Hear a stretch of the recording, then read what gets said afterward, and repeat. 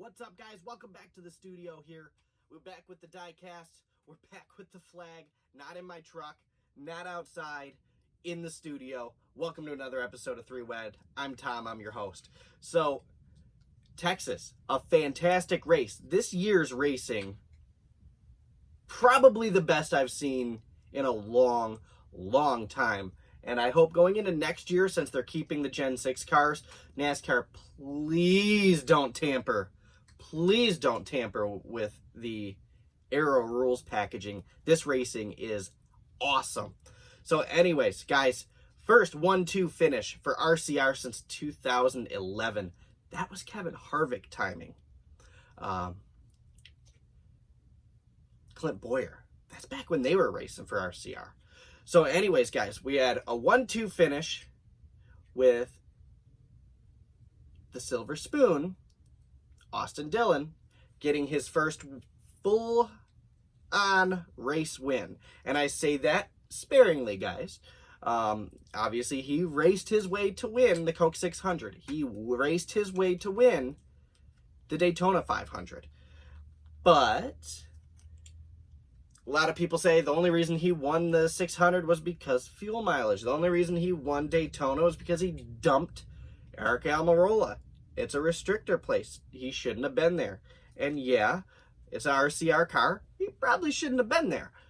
Yesterday, he outraced 81 wins. There were 81 wins, including at Texas, in the second row behind him, including the second most in the field, directly behind his teammate. The two most recent champions in NASCAR, directly behind him. Tyler Reddick, very, very, very impressive. I think on that final restart, I think he probably could have gotten it if he would have changed tires. Even the guys on the TV and the crews were saying, maybe if we would have changed tires, we could have won that race. Either way, second place finish for Reddick, having a great rookie year. In my opinion, the best rookie class since the early to mid 2000s. I'd say probably the best rookie class since the 2000s. So anyways, back to the main point.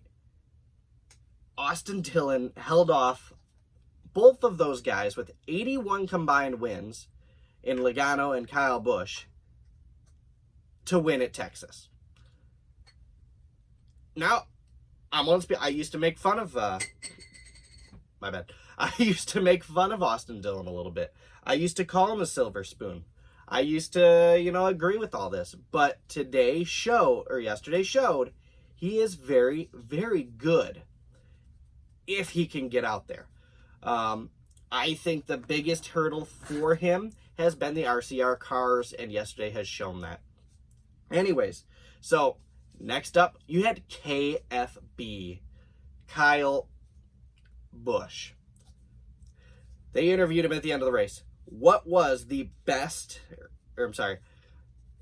line of the race? Definitely KFB. I've hashtagged it twice on Facebook now and Instagram, so hashtag KFB. They asked him, how did you go from, because he got a little air during that caution. He mowed the lawn. And what I thought, he probably crinkled that whole front nose and the splitter in, but it had just a little hole and some dents, which is really impressive. That goes to show you that car. But nonetheless, you got that car going out there and finishing, what did he finish, third, fourth? Sorry, I'm total brain farting here. Damaged. Dented fenders, and he still finished there. And during the post-race interview, how did you get that damaged car to the finish you got? He just kind of shrugged his shoulders and said, KFB. Dude, we're not worthy, Kyle. We are not worthy. By all means, we're not. So anyways, you got Logano in there. You had a great top 5. You had a great top 10. You had a total dominance show from Ryan Blaney. But yet again, a late race caution has snuffed him from a win. Obviously, he's got, what's he on now? 4? Yeah, he's got 4 career... Sorry, it took me a second to remember that. He's got 4 career wins, so obviously he's not a nobody. And he's had superb speed and shown dominance. They just need to close out the races. You had Eric Almirola, who had a good showing today. Very, very good showing. That team has been very impressive since this COVID thing. Just coming out, they had a little fuzzy, but as of late, fantastic showings from Almirola. So that goes to show RCR is, or not RCR, SHR has really put some time and effort into that car. Bubbles Wallace was up there competing for a top 5, top 10 on those final restarts. Got mired back, finished 16th, I think. 14th, 16th. I'm mixing up 2 drivers. 14th. He finished 14th.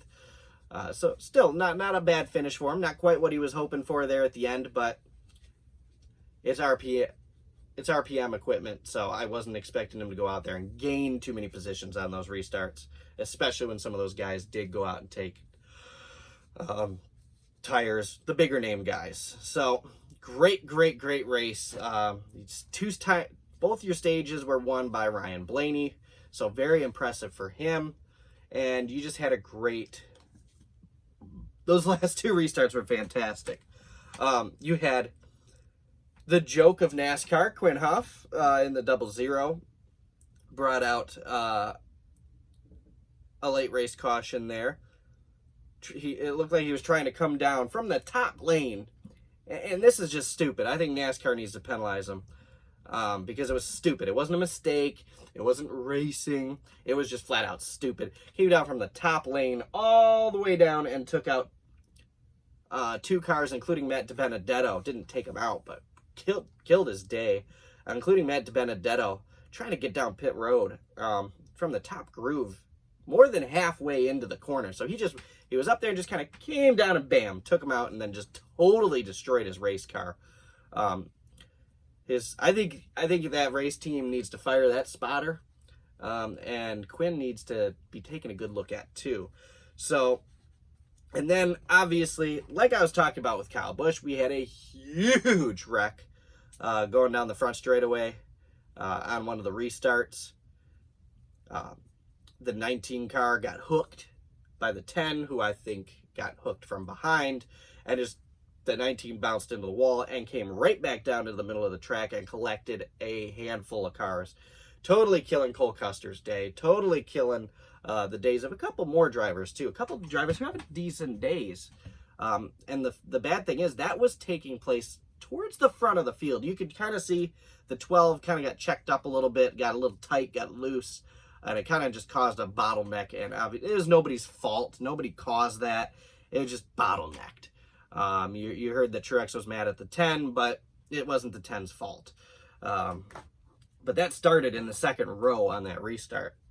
And then you saw Kyle Busch get kind of bumped and go straight through the infield grass. Kept it going very, very straight, might I add. So KFB, hashtag KFB, guys. Great race, a lot of entertainment, especially that final stage. And they really raced for it.